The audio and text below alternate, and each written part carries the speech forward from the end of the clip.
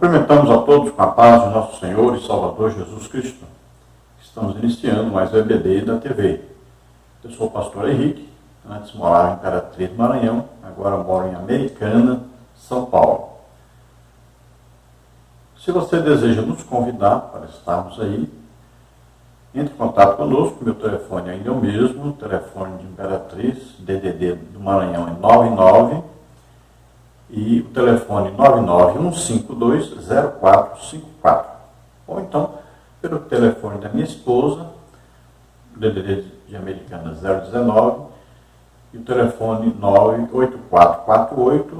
98448-2187. Eu faço palestras sobre escola bíblica dominical, para professores, superintendentes, obreiros, né? Fazemos também EBOs, Escola Bíblica de Obreiros, fazemos também palestras sobre família, sobre escatologia, sobre evangelismo, sobre missões. Eu já fui missionário, pela graça de Deus, abrimos 8 igrejas. Então, se nos convide, nós estaremos aí com imenso prazer para ajudar. Sobre dons do Espírito Santo, né? Você pode nos convidar, nós ministramos aí. Jesus tem curado muitas pessoas, então nos convide, nós estaremos aí com você. Quero pedir para você que está nos assistindo, para dar aí um like, né? Positivo aí, um sinal de joinha, e também se inscrever no canal. Onde está inscrever-se, você clica aí, isso vai nos ajudar para que outras pessoas também sejam atingidas, né? Possam também aproveitar e assistir o vídeo. Nós temos também as lições escritas. Então você pode encontrar aí no site, né, apazdoseu.org.br, que é o site da Igreja de Imperatriz. Aí tem a barrinha aí, Prof. Henrique, Professor Henrique. Então você vai entrar lá e lá tem estudos bíblicos, muitos estudos, mais de 1000 estudos bíblicos, tem aquelas revistas antigas, estudos bíblicos de revistas desde 2004 para cá. Nós estamos abrindo uma igreja aqui em Americana, São Paulo. Então, se você deseja nos ajudar, eu coloquei aqui o número das contas, né? Temos aí a Caixa Econômica, tem aí Bradesco, tem o Banco do Brasil. O Banco do Brasil é o nome da minha esposa. Então, você passe aí uma ajuda para nós. O Pix, né, o número aí, o Pix, para você não pagar taxa nenhuma e poder enviar uma ajuda para nós.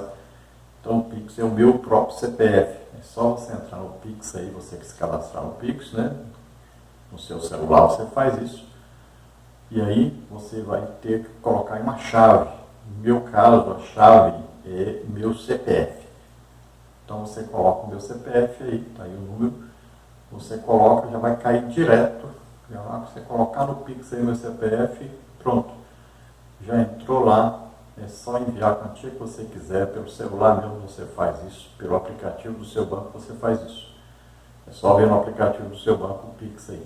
Pronto, colocou o CPF, já cai automaticamente na minha conta. Você vai ver que aparece meu nome imediatamente. Precisamos ainda comprar microfone, ainda precisamos mandar escrever nome na parede, né? Ainda tem várias coisas que eu preciso fazer que custa muito caro. Precisamos comprar mais cadeiras. Então você nos ajude, envie uma ajuda em uma dessas contas ou pelo Pix. Muito obrigado, Deus abençoe. Nós estivemos estudando neste trimestre, aí nas lições da CPAD, com o tema A Fragilidade Humana e a Soberania Divina, o Sofrimento e a Restauração de Jó. No próximo trimestre, nós estaremos estudando o verdadeiro pentecostalismo, a atualidade da doutrina bíblica sobre a atuação do Espírito Santo. Então vai ser aí maravilhoso trimestre, se Deus quiser. Vamos aprender sobre a manifestação do Espírito Santo, né, no meio da igreja, dando poder à igreja para evangelizar. É assim que Jesus fazia. Pregava, ensinava e curava as pessoas, né? Fazia milagres, maravilhas, e trazia também mensagens sobrenaturais e tinha um conhecimento sobrenatural, tudo através do Espírito Santo. Era guiado pelo Espírito Santo e o poder que agia em Jesus vinha do Espírito Santo. Então Jesus estava na terra como homem, e homem a partir dos 30 anos, né, cheio do Espírito Santo. Assim nós, a igreja, todos nós cheios do Espírito Santo, também fazemos a obra de Deus, pregando, ensinando, curando as pessoas. Glória a Deus. Vamos então à última lição deste trimestre, a lição número 13. E nós vimos durante o trimestre várias lições aí. Vimos na lição 1 o livro de Jó, na lição 2 quem era Jó, lição 3 Jó e a realidade de Satanás, lição 4 o drama de Jó, lição 5 o lamento de Jó, lição 6 a teologia de Elifaz, só os pecadores sofrem. A lição 7 a teologia de Bildade, se há sofrimento, há pecado oculto. Lição 8 a teologia de Zofar, o justo não passa por tribulação. Lição 9 Jó e a inescrutável sabedoria de Deus. Lição 10 a última defesa de Jó. Lição 11 a teologia de Eliú, o sofrimento é uma correção divina. Lição 12 quando Deus se revela ao homem. Lição 13 de hoje, então, quando Deus restaura o justo. Então vimos todas essas lições dentro aí do livro de Jó. E hoje, então, vamos ver essa última lição, a lição 13, que tem aí os tópicos e seguintes subtópicos. Vamos ver. No tópico 1, a humilhação de Jó. Subtópico 1, Jó humilhado. Subtópico 2, reverência e submissão. Subtópico 3, uma experiência viva com Deus. No tópico 2, nós temos a intercessão de Jó. Subtópico 1, a ira de Deus. Subtópico 2, o pecado dos amigos de Jó. Subtópico 3, a oração de Jó.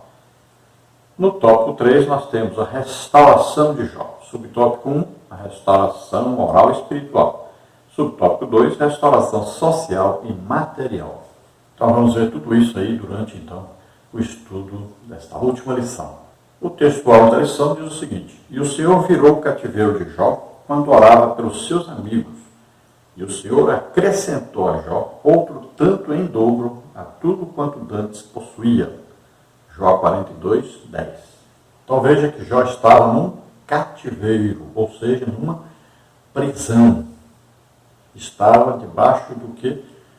De uma ação maligna, uma ação de Satanás. Satanás roubou o que Jó tinha, destruiu o que Jó tinha, ainda deu uma doença para Jó.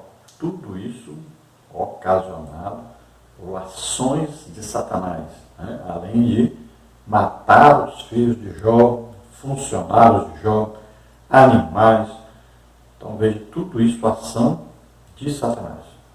Mas quem tem poder sobre tudo e sobre todos é Deus. Então Deus virou o cativeiro de Jó. Então olha só, Deus muda todas as circunstâncias. Deus mudou tudo o que estava acontecendo na vida de Jó numa hora só. Olha só. Quando Deus vem, fala com Jó, Jó se arrepende, pede perdão, e Deus agora quer que ele ore pelos seus amigos, que na verdade se mostraram inimigos, né? Não acreditaram nunca que Jó estava inocente, porque a teologia deles dizia que para passar o que Jó estava passando, só alguém que estava em pecado. Então Jó mostra que é um homem perdoador, perdoa os seus amigos, ora por eles. Nesta hora que ele ora por eles, então o cativeiro de Jó é mudado. A restauração vem na vida de Jó. Porque se ele estivesse odiando os seus amigos, ele estaria pecando, estaria impedindo a sua bênção e a bênção dos seus amigos, que foram perdoados por Deus.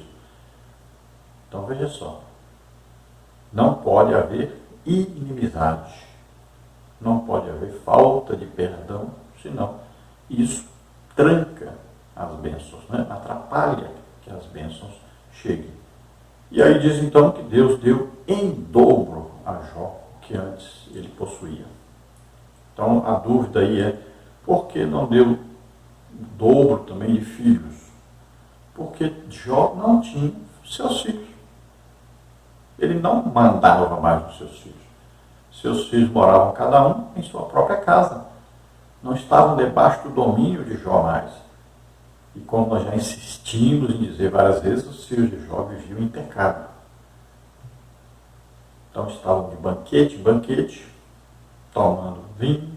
Quando a Bíblia fala tomavam vinho, por que esse particular aí tomavam vinho? Já indicando exatamente a bebedice, viviam de festa em festa. Enquanto os funcionários trabalhavam, a Bíblia faz questão de dizer que naquela hora que estavam nos banquetes, aconteceram as tragédias, porque eles não estavam trabalhando. Então tudo indica aí, para mim é uma coisa muito certa, que esses filhos de Jó eram pecadores. Seus pais não estavam em suas festas, é outro indicativo muito claro. Eles ouviram, os empregados vieram dizer o que estava acontecendo, porque os pais não estavam na casa dos filhos. Eles faziam a festa, mas os pais não iam. E quando acabava a festa, Jó tinha que ir chamar os seus filhos, orar por eles, apresentar sacrifício a Deus por eles, porque ele sabia os filhos que tinha. Então veja bem, como os filhos estavam independentes de Jó, Jó não os possuía, né, porque não comandava seus filhos, não estavam debaixo da autoridade dos seus pais. Então Deus multiplicou tudo, menos os filhos, porque os filhos não estavam realmente debaixo da orientação de Jó, debaixo de obediência a Jó. Não eram submissos a Jó. Verdade prática, a restauração do ser humano acontece em razão do amor e da misericórdia de Deus, e não como consequência do esforço pessoal, piedade ou atos de bondade. Então veja que Deus vem a Jó. É um ato aí de graça, de misericórdia. Veja bem, não é Jó que foi onde Deus estava. Jó nem esperava mais que Deus viesse em seu socorro. Várias vezes ele clamou, várias vezes falou, insistiu, e para ele Deus estava ali por detrás de tudo aquilo, e Deus queria matá-lo. E ele não entendia o motivo, mas para ele Deus queria matá-lo. Então, para ele, a vida havia terminado. Então veja que Deus mostra para Jó que todo o tempo ele estava presente, sabia de tudo que estava acontecendo, e tudo que Jó passou serviu para Jó conhecer melhor Deus, crescer espiritualmente, né? E serviu também para bênçãos. Aí nós vamos ver a lição, vários tipos de bênçãos, né, que Jó recebeu depois então que Deus virou o seu cativeiro.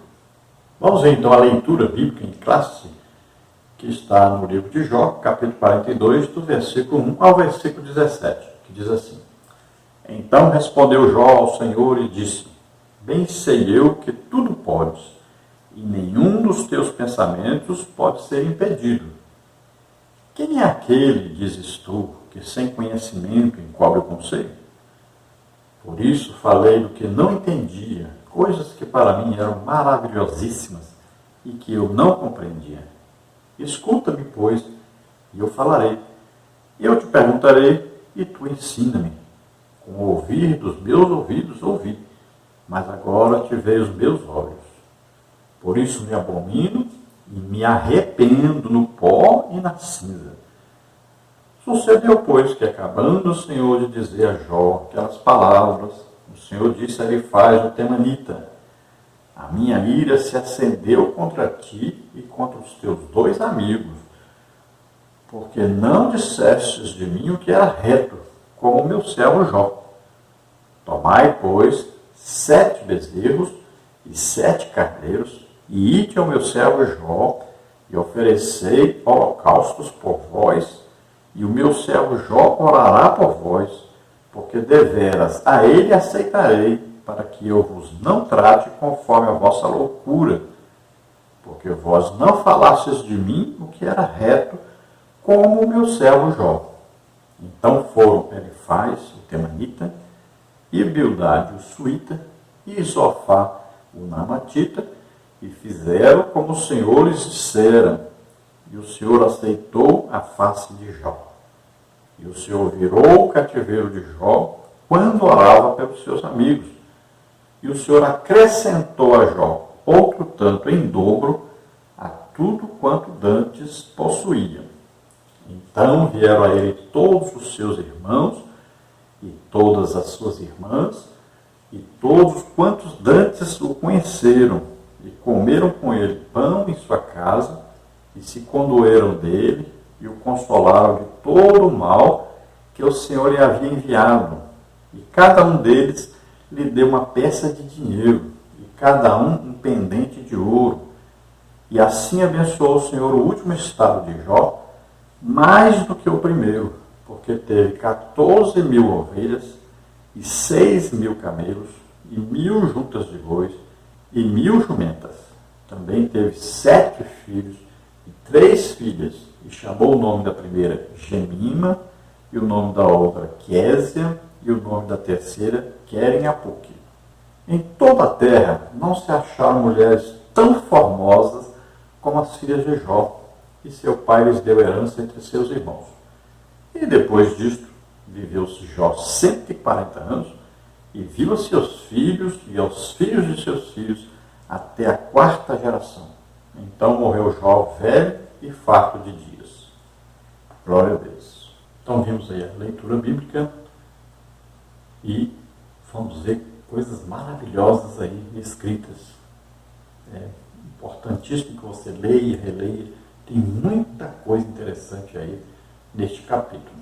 E antes de iniciarmos, quero lembrar aqui, através do nosso professor, Caramuru, conhecido por todos, e citando o irmão Caramuru como uma referência geral aos professores de escola bíblica dominical que se dedicam a fazer os vídeos pela internet.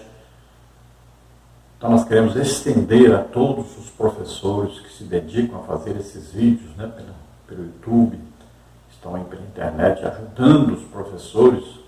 Alguns se destacam mais, outros se destacam menos, mas todos estão ajudando as suas igrejas, ajudando a todos a aprenderem a palavra do Senhor. Então queremos parabenizar a todos, queremos desejar aí um ótimo fim de ano, um ano novo maravilhoso. Deus abençoe a todos, que todos possam cada dia mais crescer na graça, no conhecimento de Deus. Agradecemos então a todos esses maravilhosos professores que têm dado aí o seu tempo, têm se dedicado a estudar a palavra de Deus, têm se dedicado a, através da internet, estender o conhecimento da palavra de Deus. Então, Deus abençoe a todos. Vamos então à introdução da lição, que diz: nesta lição trataremos sobre a restauração de Jó. Veremos que ela se dá quando ele se humilha diante de Deus e intercede por seus amigos. Constataremos também que o testemunho de Deus sobre Jó provou ser verdadeiro e seus amigos tiveram de se retratar. Durante toda a provação, ele se manteve íntegro e não lhe foi atribuída impiedade alguma. Pelo contrário, o Senhor o restaurou de forma grandiosa.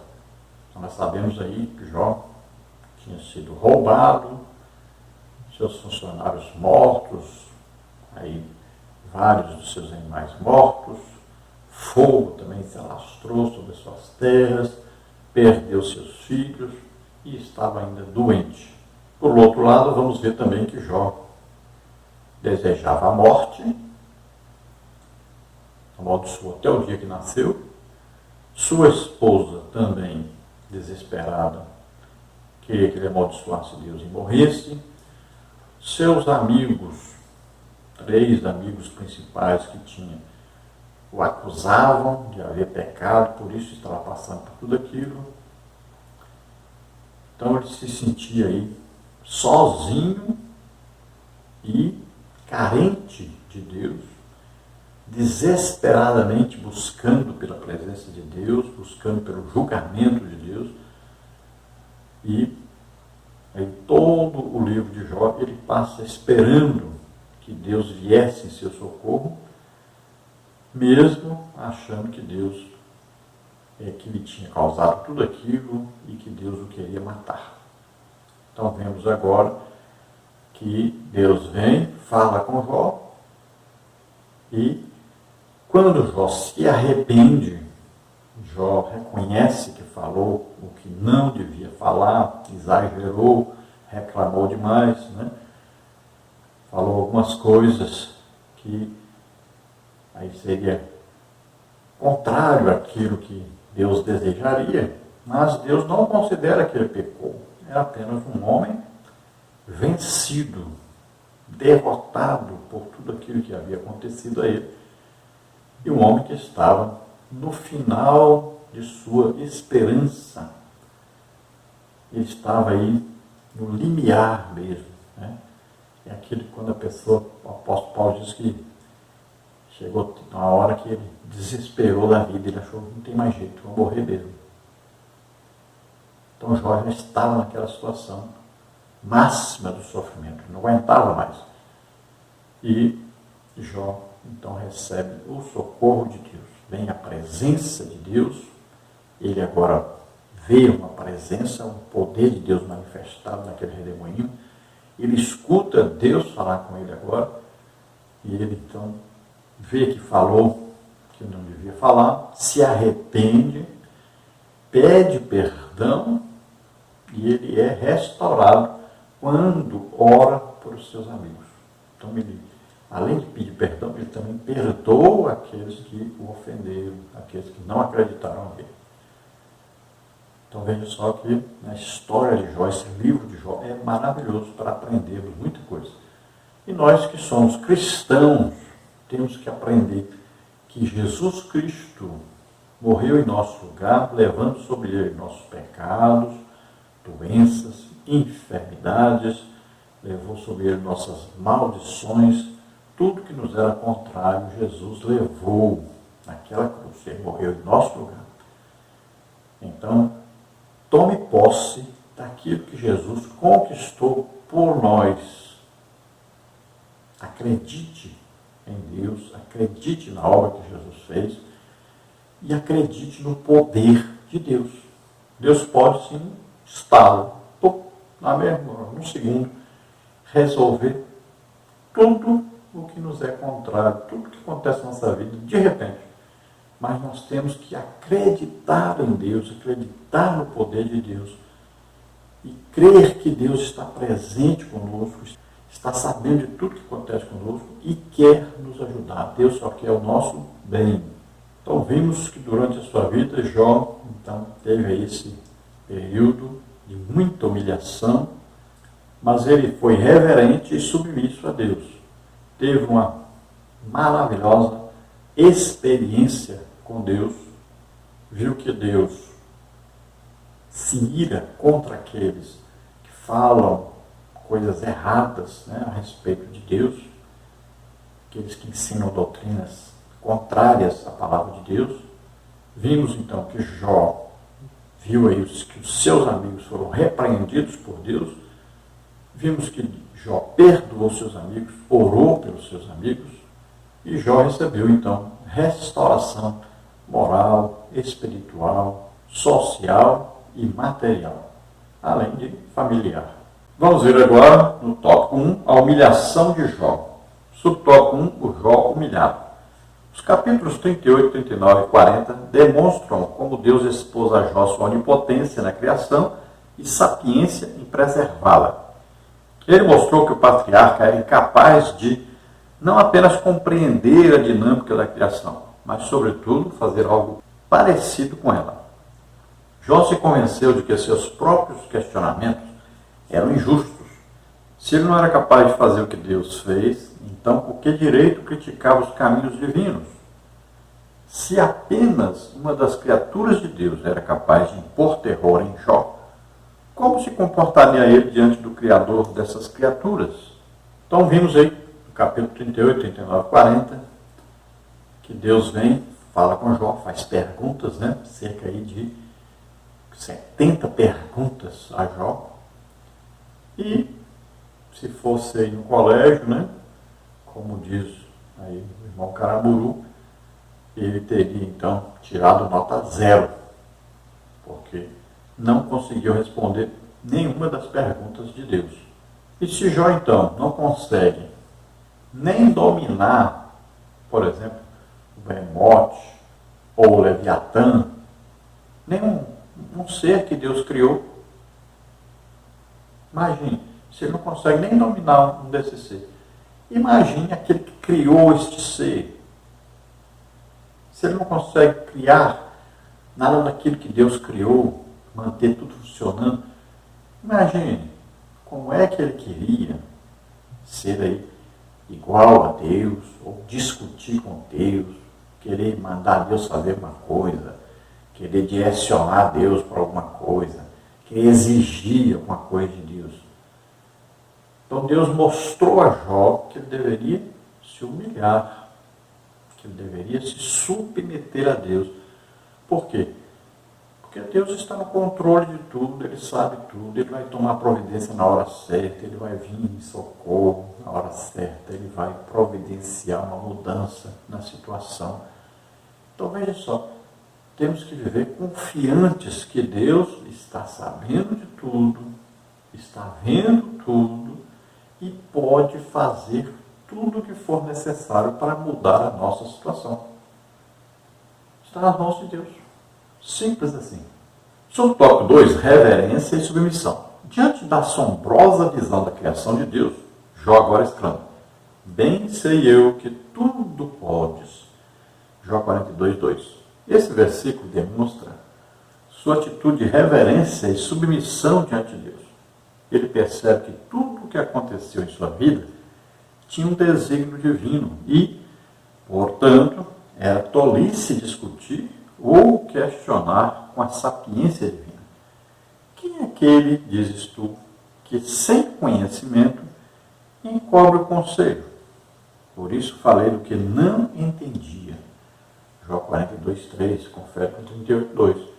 Ao repetir a censura que Deus lhe fizera anteriormente, no capítulo 38, Jó demonstra não ver mais injustiça alguma nas ações de Deus.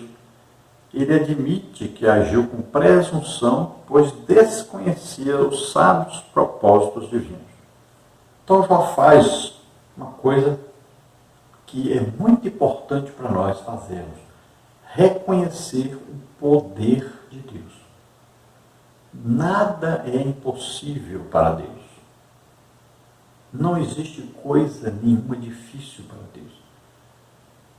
Então Jó vai perceber isso quando Deus fala com ele, mostra para ele que tudo foi criado por Deus, tudo está debaixo do controle de Deus, tudo continua existindo devido ao poder de Deus de manter tudo funcionando. Então Jó fica maravilhado e agora ele reconhece: Deus está no controle de tudo. Ele está vendo tudo. E Ele pode mudar qualquer coisa. Ele pode fazer qualquer coisa. Ele é todo poderoso. E ele reconhece também, além do poder de Deus, ele conhece a sabedoria. Ele reconhece essa sabedoria e ele agora se submete a esta sabedoria de Deus. Também vendo toda a ação de Deus sobre todas as coisas, ele percebe que Deus também está presente em toda parte. E Deus está todo o tempo presente com ele. Agora ele reconhece também o quê? O amor de Deus, a misericórdia de Deus, o perdão de Deus. Então ele reconhece o seu erro. Ele não tenta esconder o seu erro, não tenta fugir. Ele reconhece que errou e pede perdão. Sobre o tópico 3, uma experiência viva com Deus. A postura de Jó diante de Deus muda drasticamente. Ele ainda continua a se dirigir a ele, mas não da mesma forma que fazia. Agora sua atitude é humilde, reflexo de uma experiência viva com Deus, conforme descrita nas seguintes palavras: com o ouvir dos meus ouvidos, ouvi, mas agora te veem os meus olhos. Jó 42, 3. Para Jó, Deus era conhecido apenas de ouvido, mas agora o patriarca viu o Criador. Essa experiência mudou-lhe a forma de ser. Segundo o teólogo Roy Zuck, já possuía um conhecimento de Deus apenas por tradição de segunda ou terceira mão, mas agora ele o conhecia por meio de uma experiência pessoal. Não podemos nos contentar com o conhecimento teórico acerca de Deus, mas devemos experimentá-lo. Quando temos experiências vivas com o Altíssimo, renunciamos aos nossos achismos, 42:3. Confessamos nossa miséria no pó e na cinza, 42:6. Rejeitamos o nosso orgulho e rebeldia. Deus é glorificado em todas as áreas da vida. Então Jó tinha uma postura antes de conhecer Deus. Ele havia conhecido Deus de ouvir falar. Então as gerações, aí a partir de Adão, foram transmitindo de uns para os outros tudo que sabiam sobre Deus. Foram passando. Depois vem o dilúvio, aí Noé e sua família, e Noé vai passar isso de geração em geração.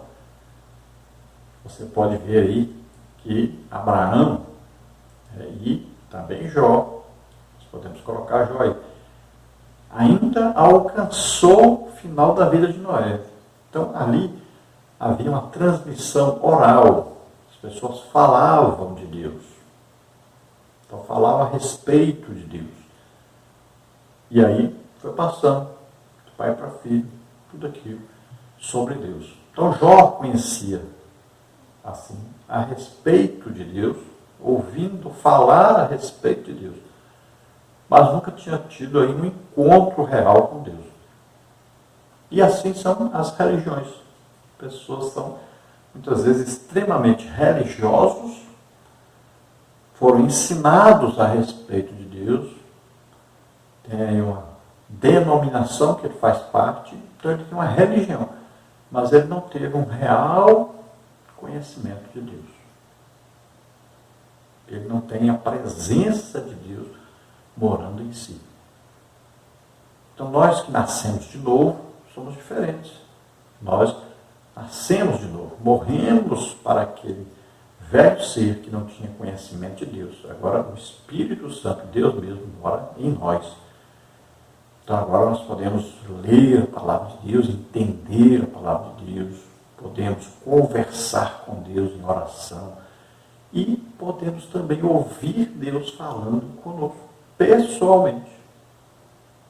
Devemos buscar isso. Então Jó teve uma visão, veio ali então um redemoinho, e daquele redemoinho veio uma voz. Então Jó vê e ouve. Então, ele tem uma visão maravilhosa e ele ouve Deus falar com ele. Aquele encontro que Paulo teve, Paulo viu e escutou. Então essa é uma transformação e é instantânea. A pessoa, quando tem esse encontro com Deus, ele muda radicalmente. É uma transformação radical mesmo. É instantânea. No tópico 2 nós temos a intercessão de Jó. Subtópico 1, a ira de Deus.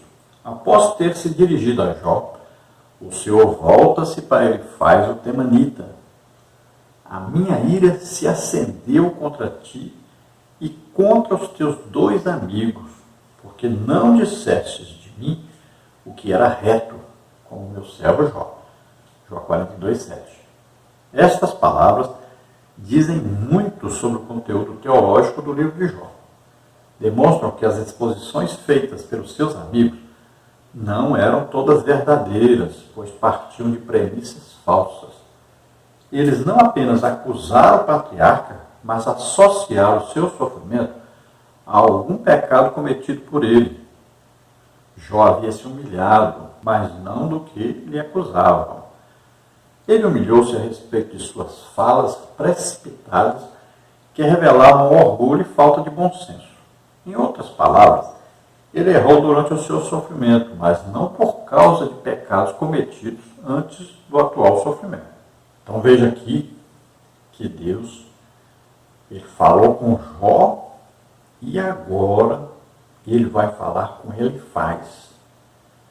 Mas veja bem, ao contrário do jeito que Deus falou com Jó, instruindo Jó, levando Jó a se arrepender, ter uma restauração, ele vem demonstrando ira contra Elifaz e os outros dois amigos, né? A Eubildade e o Zofar. Veja que Deus não cita o Eliú, porque Eliú falou bem, né, de Deus, mas Eliú não falou o que era correto a respeito de Jó. Então, Deus não se irou com Eliú. Além dele ser jovem, não ter tido ainda experiência, não ter tido tempo ainda, né, de aprender mais sobre Deus, ele, pelo menos, não falou a respeito de Deus alguma coisa que pudesse desviar Jó de Deus.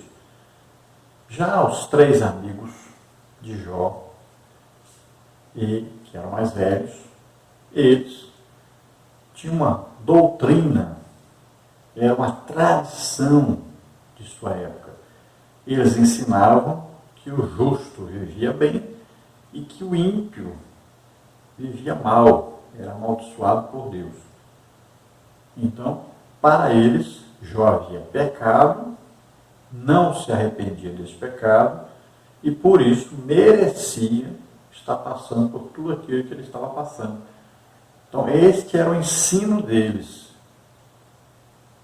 Era uma doutrina da teologia, da prosperidade, né? Que ensina aí que o crente não passa por dificuldade, por aflição, por tribulação, que se passar é porque está em pecado, está vivendo em pecado, não quer se arrepender desse pecado. Ensina que se a pessoa estiver doente, isso aí é maldição, isso aí é que ele está em pecado, não se arrepende do pecado, é por isso que ele está doente. Então essa era a doutrina deles. E vejam que só lendo o livro de Jó, já deveriam, essas pessoas que pregam essas coisas, já deveriam desistir de pregar sobre isso, porque está bem claro aí Deus dizendo que não falaram sobre Deus o que era correto. Ensinaram errado. E diz que Deus se irou com eles. Deus estava irado, querendo trazer juízo sobre eles, por eles falarem coisas erradas sobre Deus. E Deus diz que Jó falou coisas boas a respeito de Deus. É claro que sem entendimento, algumas coisas boas, outras coisas ele não soube dizer corretamente, porque não entendia muita coisa sobre Deus. Mas Jó, Deus não ficou irado com ele, mas ficou irado contra aqueles que ensinavam uma falsa teologia. Subtópico 2, o pecado dos amigos de Jó. Representados por Elifaz, capítulo 42, versículos 7 e 9, o mais velho, o pecado dos amigos de Jó foi evidentemente exaltar a justiça de Deus, mas limitar seu poder soberano. Para eles, todo sofrimento deveria ser uma consequência de um juízo divino, como resposta a um pecado praticado. Como o livro de Jó demonstra, quando dentro dos propósitos de Deus, o sofrimento é uma manifestação de seu amor e graça, e não uma forma de punição. Jó 1, 8 a 12. Paulo corrobora esse princípio quando diz que nos foi concedida a graça de padecermos por Cristo, e não apenas de crermos nele. Filipenses 1, 29. Nisto os amigos de Jó pecaram, e por isso precisavam da intercessão do homem de Deus. Então Deus fala com Elifaz porque ele era o mais velho dos três amigos de Jó, e chama a atenção dele para a sua teologia falsa. Então, a teologia que ele faz de seus amigos, Deus enviava sofrimento para aqueles que viviam em pecado. Eles falavam, certo, sobre a justiça de Deus, sobre o poder, sobre a soberania de Deus, só que estavam com a teologia totalmente errada, porque pensavam que Deus mandava sofrimento para os ímpios, né, e bênção para aqueles que estavam vivendo fielmente com Deus. Então veja só, se fosse assim, imagine o que seria o mundo. Nós estamos vivendo aí pessoas que são totalmente malignas, mas pessoas que vivem muito bem, estão com saúde, têm suas famílias, têm muita riqueza. Não é assim. Se fosse essa teologia verdadeira, seria completamente diferente o mundo de hoje. Então veja bem, Deus não manda sofrimento para ninguém. Não caia nessa. Cuidado com o engano de Satanás. Agora, nós sofremos? É evidente. Todos nós passamos por sofrimento, por tribulação. Olha, se for a pessoa mais santa que existir, mas se ele pregar a palavra de Deus, ele vai ser perseguido. Vai ter inimigos. Veja bem. Paulo fala a respeito disso, aqueles que pregam o Evangelho. Né? Ele chega a dizer claramente para Timóteo, aqueles que querem viver piamente vão ser perseguidos, vão sofrer. Olha, os primeiros cristãos sofreram muito, porque foram perseguidos, muito perseguidos. E quantos morreram devido a essa perseguição? Então veja só, não vá pensar que porque uma pessoa está sofrendo, é porque ele pecou, está vivendo em pecado. Não. Existem as pessoas que vão se dedicar a terem coisas materiais, vão enriquecer. Não quer dizer também que elas estão com Deus. Existem pessoas na igreja que estão muito bem financeiramente, mas estão muito mal espiritualmente. E existem muitos que estão muito bem espiritualmente e estão muito mal materialmente. Porque se a pessoa se dedicar realmente a Deus, então o dinheiro não vai ter domínio sobre essa pessoa.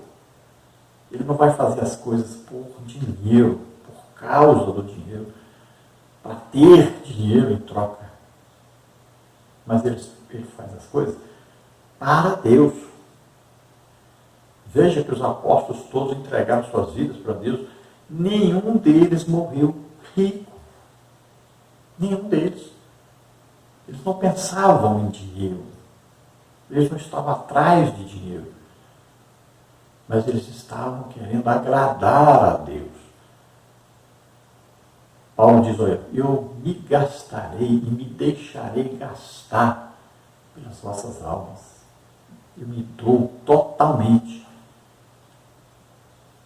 É uma entrega total para Deus. Então, o que ocorre? Quando nós estamos passando por aflição, por tribulação, Deus vai aproveitar esta situação, porque nós nos aproximamos de Deus quando estamos sofrendo. Muita gente só se lembra de Deus quando está doente, ou quando está passando um problema financeiro, ou um problema de família. Aí se lembra de Deus. Então Deus vai se aproveitar deste momento para vir, para nos tornar mais unidos a Ele. Ele vai nos revelar mais coisas, porque nós abrimos o coração para Deus nessa hora. Veja só, é isso que acontece. Não vai pensar, Deus mandou sofrimento para a pessoa se aproximar dele. Não, é o contrário. Nós temos problemas. Nós, muitas vezes, compramos os problemas. Então, por exemplo, alguém está com úlcera, aí você pergunta, você gosta de uma Coca-Cola? Ah, adoro, não passo um dia sem tomar, tomo até de manhã cedo. Resultado, uma úlcera, uma gastrite. Às vezes, o problema é herdado, um problema de coração, passa de pai para filho, uma coisa, né, que você herdou lá no seu pai, do seu avô, do seu bisavô. Então, veja bem, nós, muitas vezes, é quem somos culpados de passarmos por problemas de saúde, problema financeiro. A pessoa gasta mais do que arrecada. Vai ter um problema de financeiro, dívidas. Então veja só, a pessoa correu demais de carro, estava andando a 180, 200 por hora, de repente bateu, morreu. Foi Deus? Não. Então nós somos culpados pelas aflições e problemas que nós passamos. Agora, lembrando que os problemas, aí, os sofrimentos, por causa do Evangelho, aí são bem vistos por Deus, né? E não quer dizer que Deus vai nos livrar de morrer. sendo perseguidos, porque são muitos os missionários que morrem. Aí países, né, principalmente países comunistas, perseguem a igreja, matam cristãos. Estamos aí. Países que querem dominar sobre nós. Na verdade, o que existe por trás disso? Eles querem destruir a igreja. Parece que as pessoas não percebem. Eles já conseguiram tirar 30% dos crentes da igreja. E querem continuar esse processo. Isso agradou a Satanás, agradou esses países comunistas. Eles querem destruir o cristianismo. Então os amigos de Jó aí pecaram, ensinaram coisa errada, e agora Deus se irou contra eles e eles precisavam de um intercessor. E Jó agora vai ser esse sacerdote que vai interceder. Deus escolhe Jó e diz: meu servo Jó, eu vou aceitar agora a oração dele em favor de vocês. A intercessão dele. Imagine, que eles pensaram agora: eita, nós falamos só coisa errada, acusamos o Jó. E ele não vai querer ajudar, não vai querer orar por nós. Mas pelo contrário. Vamos então para o subtópico 3. A oração de Jó. Deus dirige-se aos amigos de Jó e aconselha-os a irem ao patriarca para que este interceda por eles. Jó 42, 7, 8. Esse episódio mostra que uma teologia errada, evidentemente, conduz para uma crença igualmente equivocada. Os amigos de Jó defenderam Deus de forma enérgica e sincera, mas errada. O sofrimento do patriarca não veio como uma punição, mas como provação. A fidelidade de Jó foi provada por Deus e ele foi aprovado pelo Criador, pois continuava íntegro e com seu caráter reto, conforme sua humilhação demonstrou. Agora esse homem, outrora acusado de pecador pelos seus amigos, o socorrerá por meio da oração. Então Deus fala com ele, faz, e diz para ele chamar os seus dois amigos e irem até Jó, pedirem para Jó orar por eles, interceder por eles e apresentar um sacrifício. Né?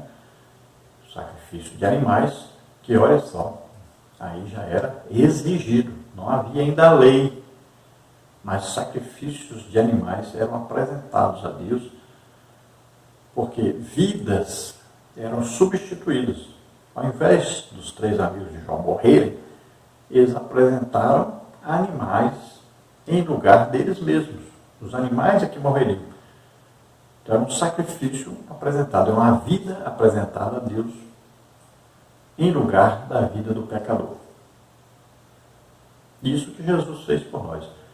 Nós tínhamos que morrer na cruz, nós merecemos, pecamos, mas Jesus veio e morreu em nosso lugar, nos substituiu. É um sacrifício vicário, ou seja, substituto. A teologia dos amigos de Jó era que havia punição, toda vez que a pessoa pecava, vinha então a punição de Deus sobre a pessoa. E isso era errado. Não é assim que acontece. A punição será no juízo final. Aqueles que viveram em pecado, aqueles que não quiseram, não se submeteram a Jesus Cristo, não aceitaram Jesus como único Salvador e Senhor, então esses terão a recompensa pelo pecado no juízo final. Lá serão lançados no lago de fogo e enxofre. Aqueles que foram obedientes, que aceitaram o sacrifício de Jesus, veem Jesus levando sobre ele nossos pecados, né? Aceitam a graça de Deus, que é Jesus Cristo morrendo em nosso lugar. Então esses terão a recompensa. Quando? No arrebatamento da igreja. Então nós subiremos, estaremos para sempre com o Senhor. Glória a Deus. Veja, Deus não precisava confirmar que Jó era fiel. Ele já sabia que Jó era fiel. Já deu testemunho de Jó. Mas Deus estava numa luta ali contra Satanás.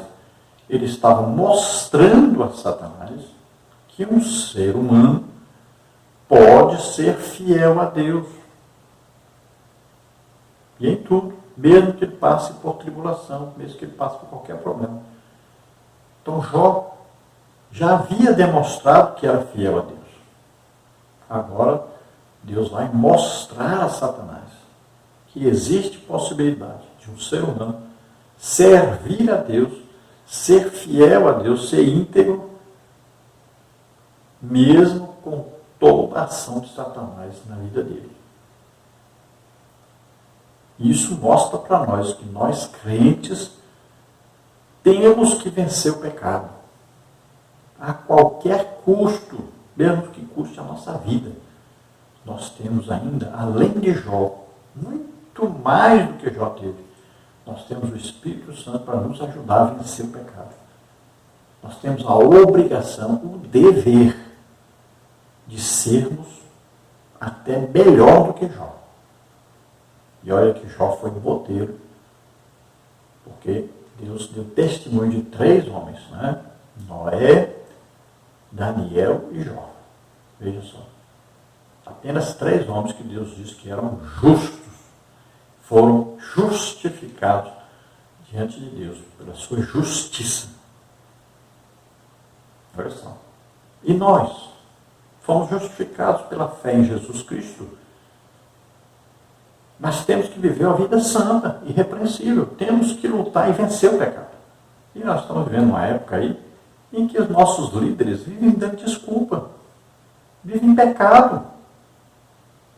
Como se o crente pudesse viver assim, de qualquer maneira. Pudesse viver pecado. Não. Abandone o pecado. Você nasceu de novo, morreu para o pecado. Não existe mais semente do pecado. Tem que deixar de pecar. Tem que lutar e vencer o pecado. Tópico 3, a restauração de Jó. Subtópico 1, restauração moral e espiritual. A restauração de Jó acontece primeiramente nas dimensões moral e espiritual. Convém destacar que as bênçãos recebidas por ele devem ser vistas como uma restauração e não retribuição. Não há uma teologia de retribuição no livro de Jó, onde o ímpio é sempre punido e o justo sempre recompensado. A mensagem de Jó é diametralmente oposta a esse princípio. A lição moral e espiritual do livro é que Deus abençoa os homens porque os ama, não porque estão envolvidos numa troca de favores em que prevalece uma barganha espiritual.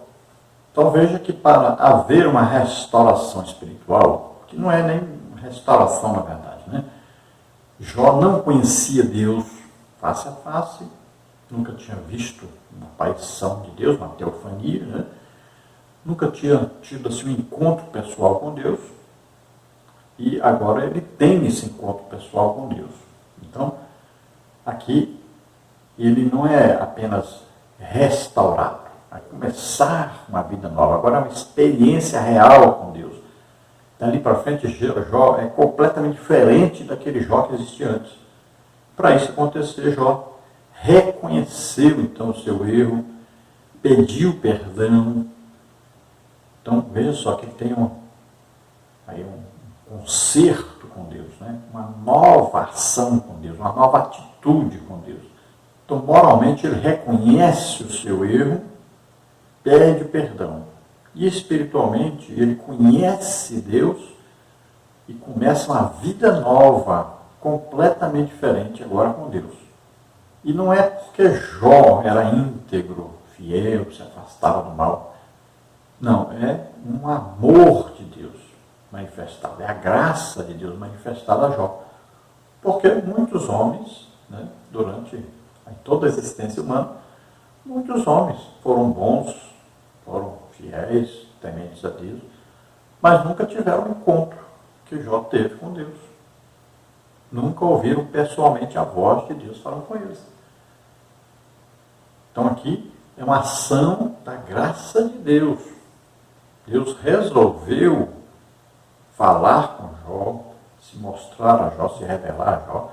Deus resolveu mudar completamente a vida de Jó em todos os sentidos. Isso é uma ação de Deus. Então não existe essa teologia de retribuição. Você é bom, recebe bênção. Quanto mais bonzinho você é, mais bênção recebe. Você é ruim, recebe maldição. E quanto mais ruim você é, mais maldição você recebe. Porque se fosse assim, o ímpio, né, estaria mal sempre. E o justo estaria bem sempre, em todas as áreas.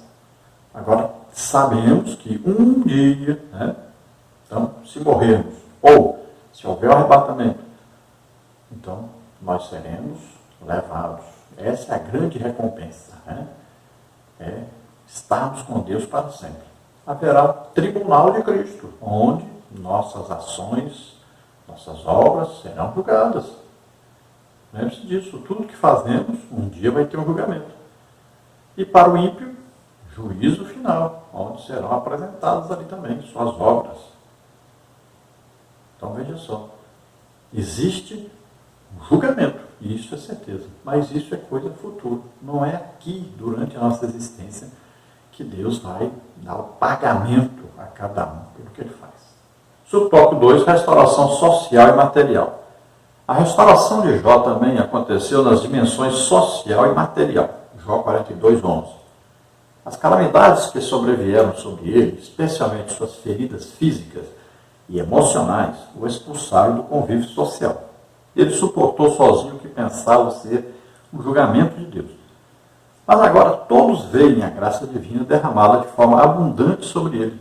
Era, portanto, a hora de voltar ao convívio social e desfrutar de tudo que o Senhor lhe deu, pois o Senhor acrescentou a Jó outro tanto em dobro a tudo quanto dantes possuía. Jó 42:10. A restauração que o Senhor Jesus faz na vida do ser humano leva em conta todas as dimensões da vida. Ele restaura a vida espiritual, moral, social, material, trazendo dignidade ao homem que teve, por meio da graça divina, a imagem de Deus restaurada.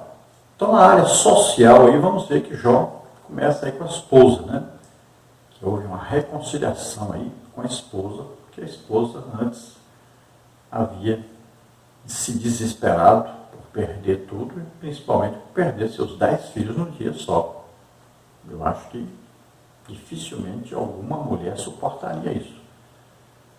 Ela se desesperou e pensou, né? Olha, se Jó é temente a esse Deus, serve a esse Deus, e Deus fez isso com Jó, ela culpou Deus pelo que aconteceu, assim como os amigos de Jó. Todos pensavam, inclusive Jó, Deus que está dando tudo isso.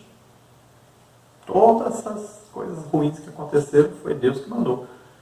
É isso que ele pensava, todos pensavam a mesma coisa. E o povo, em geral, continuou pensando desse jeito.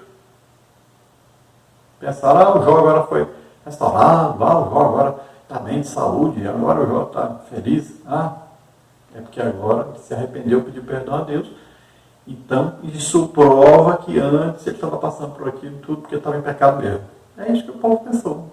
Então, Jó tem uma restauração com a esposa, que vai ser a mãe dos seus mais 10 filhos que ele vai ter. E também nós vamos ver que ele foi restaurado a comunhão com a sua família, seus irmãos e irmãs, e também com todo o povo em geral, que antes ouvia falar de Jó, que via Jó, que recebia conselhos de Jó. Né? Então, todos eles vieram até Jó, e eles é que foram instrumentos para o enriquecimento de Jó, porque cada um que vinha trazia presentes para o Jó, trazia ouro para o Jó. Então não apareceu de repente uma fortuna para o Jó. Não, cada pessoa que vinha, Deus usava, assim como na saída do Egito, Deus disse, passe na casa dos egípcios e peça para eles vasilhas de prata, de ouro. E eles passaram, pegaram, saíram ricos do Egito. Olha, estavam doentes, não havia um só enfermo doente entre eles. Olha só. Eram escravos, agora estavam livres. Olha que mudança total de vida. Jó também, olha, Jó estava doente, estava pobre agora. Veja só, não tinha conhecimento real de Deus. Agora é um outro Jó. Olha aí, Jó conhece Deus, Jó completamente curado, e Jó agora rico. Deus usou o povo para trazer a bênção para o Jó, trazer riqueza para o Jó, trazer ouro para o Jó. E agora aí, né, o Elifaz, seus amigos, começam a dizer para o povo, olha, Deus restaurou o Jó e falou conosco. Nós tínhamos que pedir o Jó para orar por nós. Veja só, o Jó é um homem de Deus. E Jó não estava passando de tudo isso, não, gente. Porque Jó estava em pecado, não. E agora eles vão divulgar isso. E as pessoas vão vindo.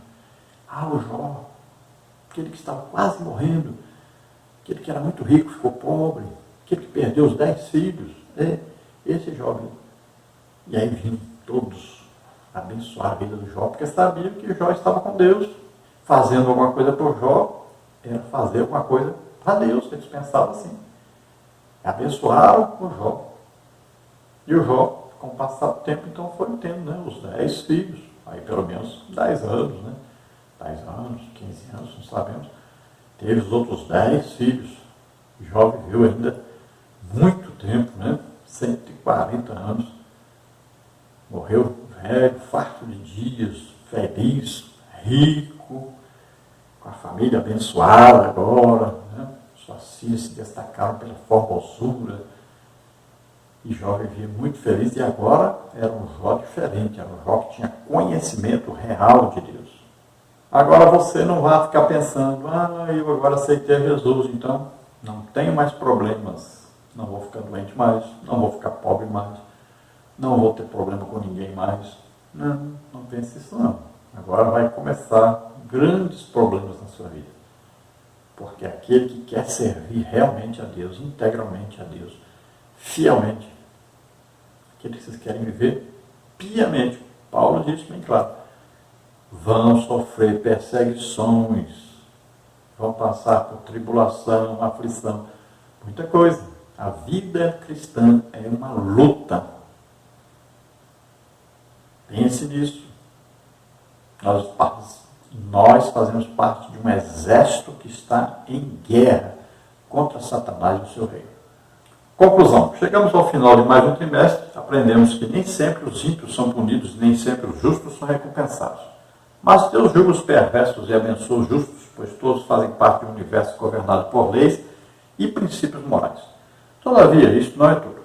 Deus é soberano e pode atuar fora das linhas que habitualmente acreditamos que Ele opere. Assim podemos aprender que Deus não nos prova porque deseja nos punir, mas porque nos ama. E Ele deseja demonstrar ao seu adversário, o diabo, que os homens podem servi-lo sinceramente, sem uma relação de troca. Jó provou que o diabo estava errado e que Deus esteve sempre certo. Então aprendamos.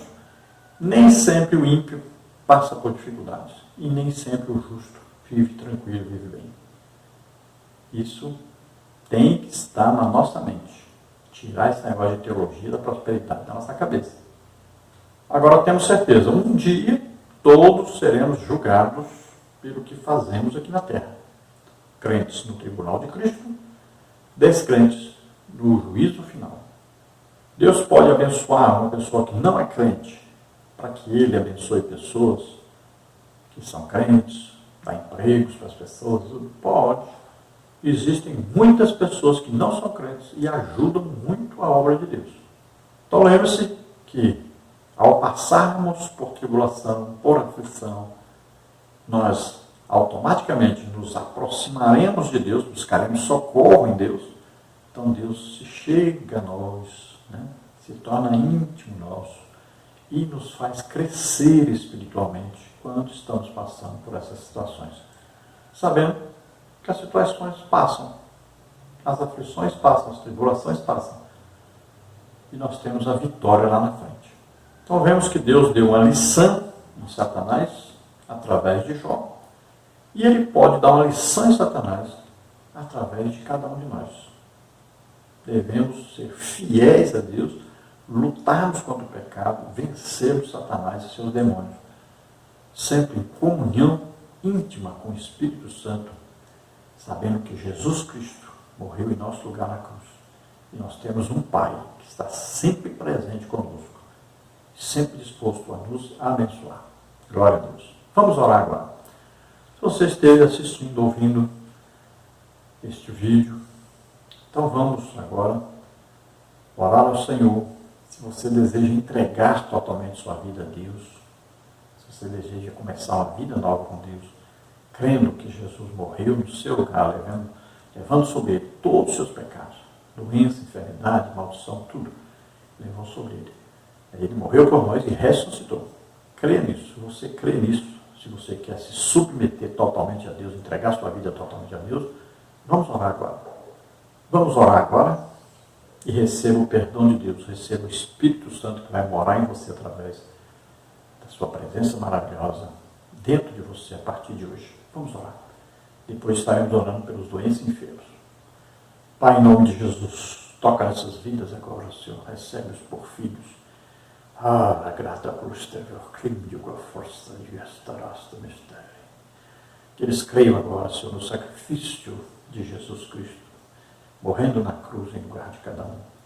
Que eles agora se submetam totalmente a Ti, aceitando Jesus Cristo como único Salvador e Senhor, em nome de Jesus. Pai querido, aqueles que estão doentes e enfermos agora, ministre sobre eles a Tua cura, vem sobre eles o Teu poder agora. Solta, em nome de Jesus. Toca, Senhor. Toda doença, toda enfermidade, solta agora em nome de Jesus. Toca, Senhor, nessas vidas. Faz um milagre, Senhor. Solta Covid-19, solta em nome de Jesus. Dá pulmões novos a essas pessoas, Senhor. Em nome de Jesus. Solta. Toca, Senhor. Amém. Glória a Deus. Aleluia. Próximo trimestre, então, verdadeiro pentecostalismo. A atualidade da doutrina bíblica sobre a atuação do Espírito Santo. Nós vamos ver aí, lição 1, a pessoa do Espírito Santo. Lição 2, a atuação do Espírito Santo no plano da redenção. Lição 3, o batismo no Espírito Santo. Lição 4, a atualidade dos dons espirituais. Lição 5, fruto do Espírito, o eu crucificado. Lição 6, santificação, comprometidos com a ética do Espírito. Lição 7, cultuando a Deus com liberdade e reverência. Lição 8, comprometidos com a palavra de Deus. Lição 9, vivendo o fervor espiritual. Lição 10, o Senhor Jesus cura hoje. Lição 11, compromissados com a evangelização. Lição 12, a urgência do discipulado. Lição 13, voltados os olhos para a bendita esperança.